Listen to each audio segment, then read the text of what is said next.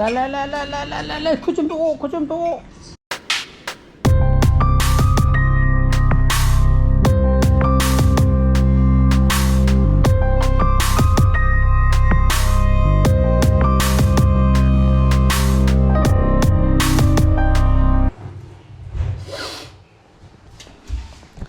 Good morning guys, welcome back to my channel. I am my way in Kali. Sana pa school car mila my breakfast ko sana ba koi breakfast tawna maduni ko sindu gi tawri je madun ma di ajikan je koi ek fried rice sara go na chale ba ko maduna sa su sai na ina thangal lam do je ka phokre ai yai bagi da aduna minute ani hum le gadi sakse ai fried rice to ya ne ba ko aduna egg fried rice bi ra ke ibani ne kai cha char je ba ngora ba mimi de bro mimi de ya ibani na mo jang sa de bi jo ko mimi ga sa ka jo ngora ga ko mimi fried rice ai ta atra Mimi fried rice taga chatu ko. Hindi mundri krawal.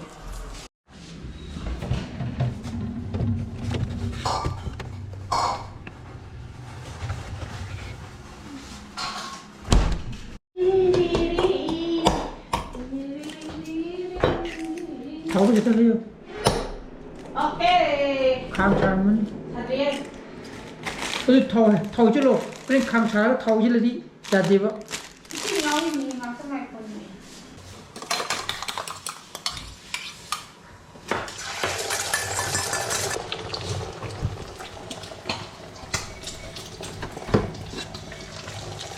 Khabai ni ko. Ni mani khabai sa khabai ni. Kino ni ramu ye. Miti masala. Megi masala to नहीं है तो दिक्कत नहीं भी सब कुछ ले तो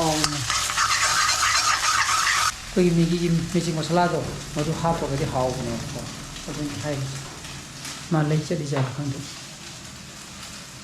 फनम ले जाकर थम बने को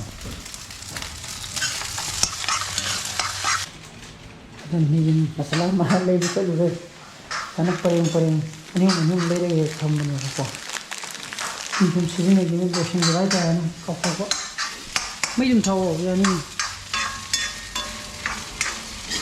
sini nih ini fried rice tuh guys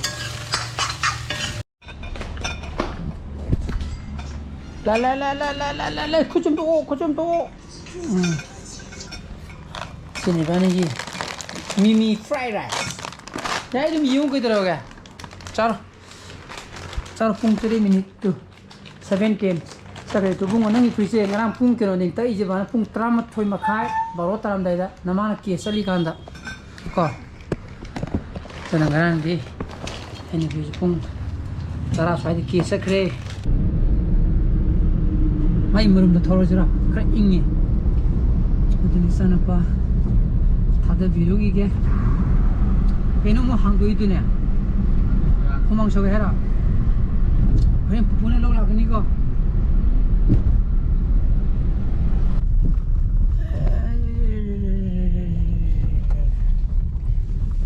Bye.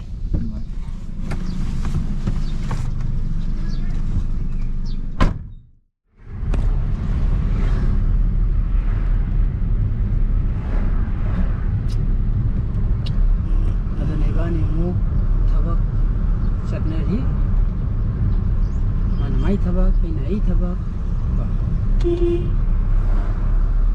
adakte ngarang hira mungkin aja pun sare bodoh nih jika kamu tadi tu ada amma budi hafsal eko maning dah mereka gula kamu pembawa anda kalau ingin tahu lagi cuma buka tapi bodoh masih sore ada namanya jika na santos lo pisu tahu riko ada masih tariat Ren nunggang pung tere ta Manipur ka kawaga semi final ni na aduna kaga dabsu male Manipur play yam phajai tagi Santosh trophy ko adon si kara gadi Santosh trophy je lobe gi sanse sam wang lai aduna hore gi dang ki pung tere ka oibani na live telecast yengani ko nang quarter final asang ma sana bodo Manipur 7-1 thoidana madudi live telecast yeng phangdre nungdina sana bnina ko thabak chakpanina aduna kino doina highlight doina yengi adubo asam gi party dudi team gai player ga je tum yam dum mandi nungdang du 7-1 daga po bodudi ko aduna mathang Santosh trophy torwaka da Manipur ga taba kanda moi kra khumtak ti chan siu ni pui je udi ni duni ni jo pi gi tin mi da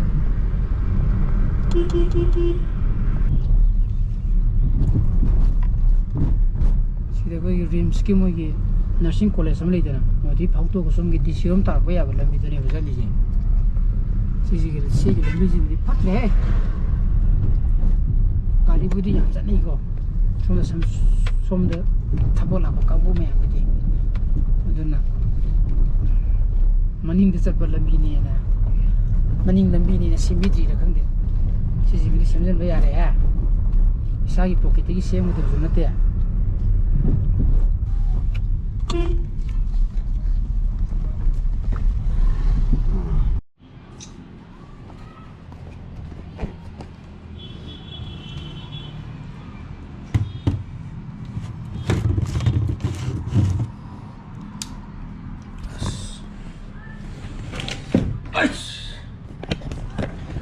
mai mu khare ko bon yeng wan nang na ba lak tu ja la khang de phung di taruk ta sala ne phung kha mu kai mu sure ba ko mai mu khri je sini par ma le mai je ai phone gi mai ji na ba ko adar bon lai hai de na se phung tareta YouTube ni tha du je to na mai lak ta ba phone de bu di yeng ya bo TV so bo de yeng ga de ngai da na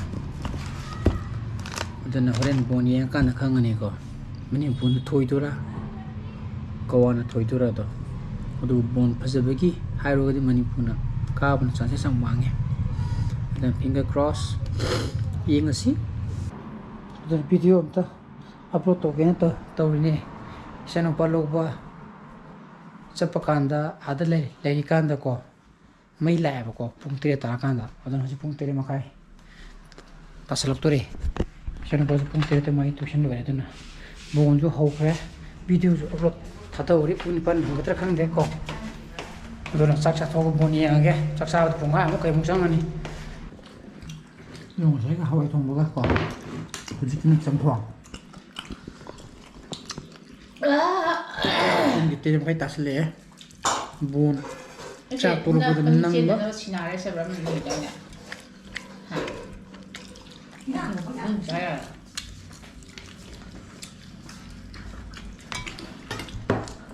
so da je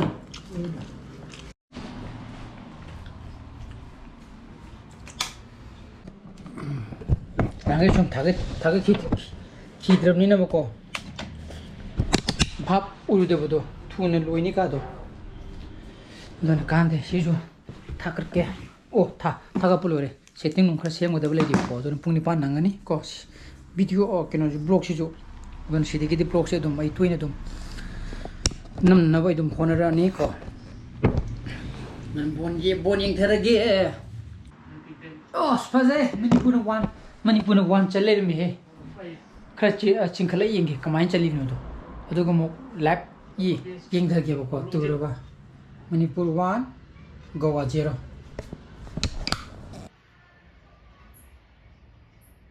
fasa ta tare ba ko 3 minutes extra happy ye hoi intervention this time from Avinash 1-0 ne Manipur ne lead tawri je ka Lloyd Cardozo is drawing save of Siddharth Rana and a gangbang from distance doing the job for Manipur. She's the moing half to not thari. It's angry, oh, oh, Post tayo ni. Basketball, that was a definite As. three-pointer. Yung sanay siya na extra time ko second half na ba sanay siya. Kawa na nga sa minute. Ani kita nga ka na. Handokri ni. Ko. Ado budi second masay second half ta ki kawa na dominate to ba ko bon siya. Mo ni bon phajana pai. Adi mo koi Manipur ki player ga yina ba kan da mo ni wang ya do. Wang an mo ji bon je mathang mathak ta sana re ba ko. Long pass sana re ba ko. Go up to throw To on ga a di counter. mo to no pop pop ta na thadare mo je. Faiz is chasing. Tulu bonje hade phibamje luri hai ga kyan ta re ko Manipur por ni yar ko 2-1 The most important strike. oi gre ko goa na yam phada sana gre Bench is absolutely ready. Now the local fans mi amang starting bu to celebrate phada dribbling to gre their goal. yam phada sana Heartbreak for Manipur. chen chen je li defend to Not ni much time remaining on the clock.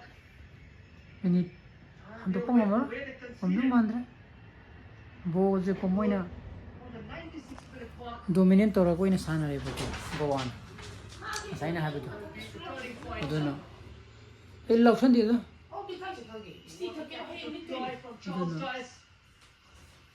Adding Joshua De Silva alongside Dunno. Nation Fernandez. por ni ko One look up, Can I just issue between the two. Huh? The ball falling onto him. Now play breaks out. Lineman bu to yellow card to yi puto yi ni ko jigi nga ki mai ni ha khong dro ni ani bu po dro ni bu इसको को सलो नहीं यार ये असत्र जो तुम यार के दरोगे अस तो खोंगरे मणिपुर पोरे को sana kaza yaar ni akab na raw ba ko po bana mai ta ba ni ko na sani sana radi ka ba ma thoi ba ma ati po ba ma athoi ba ma di yok ta ni ko me tim ani sana ba ta ni dan me am ngasi blog ji mata introduction jara ga blog pam bitho ga di like to biramo share to bio anu videos we subscribe to biramo ko nung sa pa le bio so please be safe and be healthy bye bye good night ciao